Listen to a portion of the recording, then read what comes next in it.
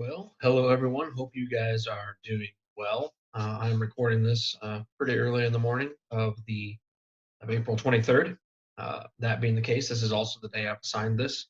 So if you could, once again on your assignment, put something important that happened on this day in history, April 23rd, and a famous person born on this day as well. We're going to continue where we left off, and we looked at kind of Hitler's childhood and youth, and then his time through World War One and his early involvement in developing the Nazi Party. And we're really going to be focusing a little bit on what's going on behind the scenes in Germany at this point in time, and then Hitler's attempted brief overthrow of the government in Germany today in what's known as the Beer Hall Putsch. Okay, so after World War One, Germany, in some ways, was made to create a new government, which became known as the Weimar Republic. It was not really fully accepted by the people. There were still quite a few people who wanted to have a king. They had never had a political system like the Weimar Republic. Um, since the creation of the German Empire in 1871, when Germany was unified, Germany had always had a monarch, and they were more of an imperialist, absolutist state during that time period. So there wasn't a lot of tradition for political parties. Obviously, after World War One, political parties did spring up, but many of them did, which led to instability because there wasn't just like two or three major parties, but there were a ton of smaller little parties vying for control. There were seven different cabinets from 1920 to 1923 because of that, because of all the division, just a lack of vision for where the country should head and go. Like I said, there were not a consensus amongst the people that they really supported the Weimar Republic. And we talk about Hitler and the Nazi Party as a paramilitary group, which means it's a political party, but it's got a military aspect. It's got armed guards, those types of things. But here's the deal: that was not the only uh, revolutionary group that had a military aspect. In fact, 30 different cities had different groups that rose up, counter-revolutionary groups that involved military units. So the Nazis were not the only one who did this. There were dozens of them that existed. So, to get a little backdrop for why Hitler would choose to possibly overthrow the government in 1923, we're going to have to look at what is known as the Ruhr Crisis. Okay, well, the Valley of the Ruhr was a territory along the border of, it's in Germany, but it was close to the border of France and also pretty close to um, Holland, so to Denmark. So it's in the northern parts of Germany. Um, the area is pretty small, no larger than the metropolitan area of New York, but it was a very important um, area because its mine yielded more coal than all the rest of Europe combined. Imagine that. That's this little area is that rich in coal. Okay, so it's a very important center for Germany and for their ability to rebuild. Um, they also produced fine steel here because coke, which comes from coal, is a part of making steel. So this would also a big steel industry area for the Germans as well. Well, um, the French gazed upon the valley of the Ruhr across the border and were greedy for its coal resources. So early in 1923, claiming Germany had defaulted on their reparation payments. So since Germany had been paying France back for the war, the French army entered the Ruhr in early 1923. Their goal was to seize control of the coal and iron industries there. The head of the German government said that they would stop reparation payments and cancel reparation payments because of this act by the French. They also asked businessmen, workers, and public officials in the region not to cooperate with any of the French. In fact, German workers went on strike. Um, and interestingly, for once, the German government really did the popular thing. This is what the German people would have wanted the government to do, and they did do this. They basically said, "We're not going to allow you to take this over. We're going to shut down our factories. Our workers are going to strike. Now, what I'm saying is that was the move that most people wanted the government to take. So, good move by the Weimar Republic for once. However, it's going to have some seriously bad consequences because that means they're shutting down this portion of their economy, which was really the engine that drove the German economy. So, since productions of goods in the Ruhr stopped, it led to what's going to become known as hyperinflation. But let's talk about inflation before the Ruhr crisis. So, um, there was already inflation before this took place. Um, so, prior to the Ruhr crisis, the value of the German currency, the Deutsche Mark, is what their money was called, had already fallen from about 8.9 Deutsche Marks to a US dollar to 190 Deutsche Marks for US dollar. Now, that's pretty terrible, but trust me, it's going to get a lot worse. So, German inflation was already going pretty poorly before the Ruhr crisis. 2 years after Versailles Treaty, the Allies presented Germany with a reparation bill. They finally had set the amount at 132 billion gold marks, and major countries wanted their payment to be in gold, not in paper money, which also put more strain on the economy and leading to some of this inflation here. Um, by the end of World War One, the amount of paper money in circulation in Germany was 6 times what it had been in 1913. So if you don't know what inflation is, it is oftentimes the overprinting of money, the big part of it. You get too much paper money in the system, and then it devalues what that money is worth. So there's a fine balance that a country needs to find where they print new money, but they don't print too much new money. Because if you print too much money, the value of your currency goes down. Um, and then you may think you're making a lot of money. You're like, wow, I got tons of money. But the problem is, then what happens is the prices go up. So let's say, because this money is getting less than so much, you might end up making, you know, I made $1 trillion, but your $1 trillion, we're going to find out here, is going to be worth one US dollar. So you might have to go buy bread. You might $4 trillion for a loaf of bread. Um, so kind of worthless, pointless. And that number may look ridiculous, but that's how bad it gets. By autumn of 1923, hyperinflation hung over Germany. A dollar was quoted at 4.2 trillion Deutschmarks. 4.2 trillion. So you had to have 4.2 trillion Deutschmarks to get one single US dollar. People would take wheelbarrows full of money to the grocery store to buy the foods they needed. And they would find that that still was not enough to purchase the food they needed. Germans collected their wages in paper money and stuffed the bills into sacks and washing baskets. They even sold their money as waste paper to be recycled into paper because that was actually better. Regular paper was worth more than this money. Um, an old rag, and this is a literal, not a figurative. A old rag was literally worth than having paper marks during this time period. That's how bad their inflation got. Okay, a pensioner who in 1913 had been able to invest 100,000 marks, found that his account was worth about 100 marks 10 years later. So in 1913, you put 100,000 marks into a bank account. Uh, it was only worth about 100 marks 10 years later because of this hyperinflation. So pretty terrible. Interestingly, this hyperinflation hits everybody, obviously, but it hits the middle class the hardest. Here's why. The working class didn't have any savings and they expected very little out of life at this point in time. So they had very little to lose, whereas the middle class uh, got hit the hardest because they had something to lose. A lot of them had some savings. They even had some debt. Middle class would be people like doctors, lawyers, professors, editors, stockbrokers, and people like that. The sudden loss of status was humiliating. They had debts because they typically had mortgages they had to pay. They could no longer pay for those debts. So the city dwellers began to barter. So they began to trade instead of use money.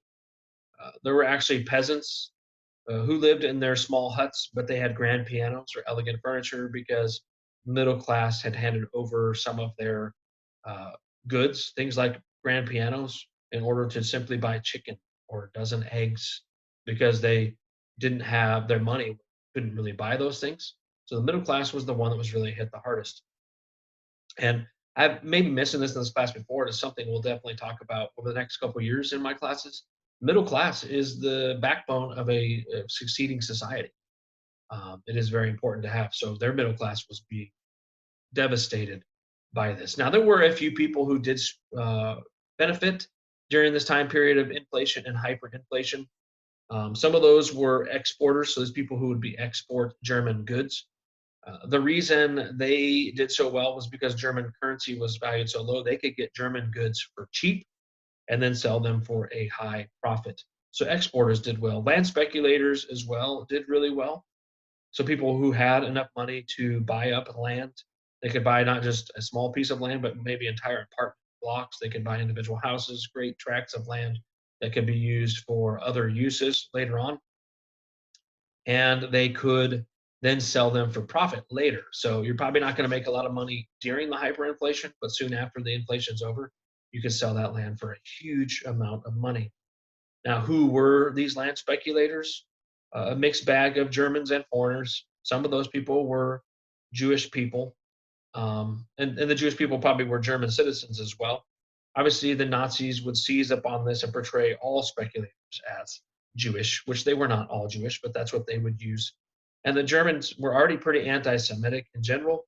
This, however, accusation did cause people to become more bitter towards the Jewish people as a result. So obviously, this rural crisis ended up having some severe consequences. Well, the German army, um, there's several things about it we could talk about. Obviously, it had to remain small after the Treaty of Versailles. But one of the important things is most officers were devoted to the monarchy. Now, there is not a monarch around right now, but they would have been in favor of returning to the more old fashioned style of government.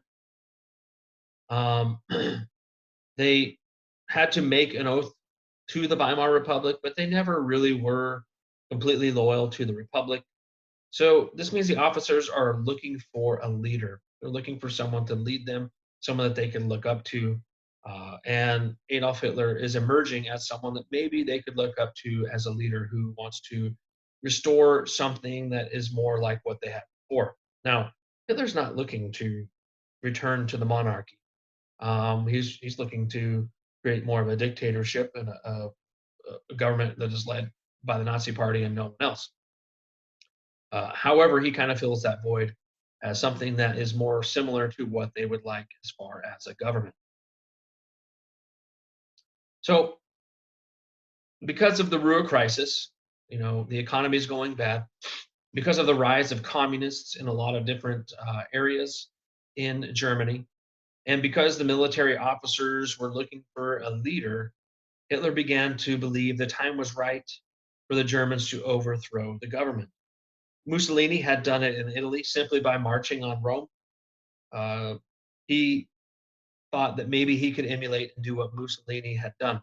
The thing is, the situation is not the same here in Germany as it was in Italy, which he's going to find out. Obviously, this would require for him to have some armed groups. So the paramilitary segment, we briefly talked about this last one, but we're going to spend a little bit of time here. I won't even attempt to say it. Well, I'll attempt to say it in German, but the Sturmbewegung, or the SA, otherwise known as stormtroopers, which we talked about last time, they were known by wearing their brown shirts. Now, it's a paramilitary wing, but these are not military officers or military men. These are people who were not in the military, typically mostly younger men from lower classes, men who had nothing kind of left to lose by being a part of this. They typically grew up in violent families, maybe parts of gangs and gang members. They basically were thugs. They were willing to do whatever it took to push the Nazi agenda, intimidate, uh, sometimes use violence. Sometimes it may end up even killing people, but they were willing to use whatever method necessary to try to push the Nazi agenda. And they were born followers, meaning there weren't a lot of leaders amongst this group of people. They craved strong leadership, and they quickly fell under Hitler's spell and became Hitler's backbone to try to overthrow the Bavarian government and then eventually the German government. Um, Now, Hitler was warned against taking illegal action. He did have support, obviously, from the SA troops and some of the other things going on. So Hitler was confident that maybe this attempted overthrow of the government would work. He did also have some support from General von Skeet and Hugo Stens, who was a leader industrialist. Um, However, as much as he had their support, they also, at least Sieht himself, warned Hitler against taking illegal action, telling him, you know what, the country is not ready for an overthrow. Hitler was also warned by the head of the Bavarian provincial government, Ritter von Kahr. He told Hitler that basically, if Hitler tried to seize control in Munich, he would use the provincial army against Hitler. Von Kahr also informed Hitler that a march on Berlin was forbidden and he would not allow it. Hitler, however, decides he doesn't care about that. In fact, kind of being because he's angry at von Kahr, he decides to take action. So on the night of November 8th, 1923, Hitler, with some of his SA members, marched into a Munich beer hall. That's why it's called the beer hall Putsch. The beer hall was called the Bürger Brauhaus. I do know how to say that one. Um, Several of the provincial ministers were going to be present, including von Kahr himself. The SA troops surrounded the beer hall. Hitler strode inside, reached the speaker's platform, pulled out a pistol, fired a shot into the ceiling, and proclaimed, quote, "The national revolution has begun." He then pointed the pistol at von Kahr. Remember, just a reminder, von Kahr is the leader of the Bavarian provincial government. Hitler demanded permission to march on Berlin. So, to save his life, von Kahr gave his approval to Hitler, and Hitler and his followers were overjoyed. Now, you know, I I would never say that Hitler was a very smart person in the first place. This has to be one of the worst planned overthrows of a government in the history of the world. Um, I mean, he kind of gets a little bit of what he wants here, and then they go home for the night, and they're going to start their march on Berlin the next morning. In the morning, obviously, Hitler finds that von Kahr has kind of backtracked and rescinded his approval for a Berlin march, and police were dispatched to guard City Hall. So Hitler, staying in the eastern suburbs of Munich, heard the news that that there were police, a lot of police. We're not talking about a couple. A lot of police now surrounding the city hall. So General Erich Ludendorff, architect of some costly German offensive at the end of World War One, convinced Hitler to march on the city hall. That all was not lost. They could still march on Berlin. They could take City Hall. So with Hitler and Ludendorff in the lead, a column of 3,000 stormtroopers marched with other Nazis, also forming a parade to try to take City Hall. When the marchers reached the building, they found a row of policemen guarding the way. The column froze. Then Ludendorff strode forward, and those behind him continued to follow in his steps. In that moment, the police opened fire. The shooting lasted a full minute and left 14 Nazis dead, many more wounded. Those still on their feet fled the scene. Diving for cover, Hitler actually dislocated his shoulder, and then he got in an automobile and was spirited away from the scene. Well, obviously, Hitler was found and was arrested for an attempted overthrow of the government here. People began writing about Hitler in the past tense. So I want to read an actual statement. Learning of Hitler's failure in Munich, a political writer named Arthur Moeller van de Broek commented by saying this, quote, "There are many things that can be said against Hitler. One thing we will always be able to say. It was a fanatic for Germany. Hitler was wrecked by his proletarian primitivism. He did not understand how to give his National Socialism any intellectual basis. He was passion incarnate, but entirely without measure or sense of proportion." And you can tell from that he's talking about Hitler in the past tense. Hitler's done. That's how most people were beginning to believe about Hitler. That he quickly rose to the head of this small political party in the area of Munich, and he would. This was it. This was it for him. Hitler would be arrested. He would be put in jail. That's what we'll be talking about next time. His trial and his time in jail will be part of what we talk about next time and him getting out of jail. Um, Hitler would rethink his strategy in jail. He would promise to never try to overthrow the government in an illegal manner again. He would try to take power legally in some way, shape, or form. Germany is not was not Italy, and it would not be Italy at all. There's no way you could just run in and overthrow the government. Uh, Despite the fact that people didn't love the Weimar Republic, they also weren't going to let some guy just come in and take it over. Okay, so that's where we're ending for today. One last question, as usual. I want you to put in your notes, what is your favorite fast food restaurant? Um, think about it, give it some thought, and I hope you guys are doing well. Gonna sign out and hope you guys have a good weekend. We'll be doing some more of these next week. This is, like I said, one of my favorite parts to cover in history. So hope you're enjoying it somewhat at least. I wish we could do it in class, but uh, it's a very interesting part of history. So see you guys later.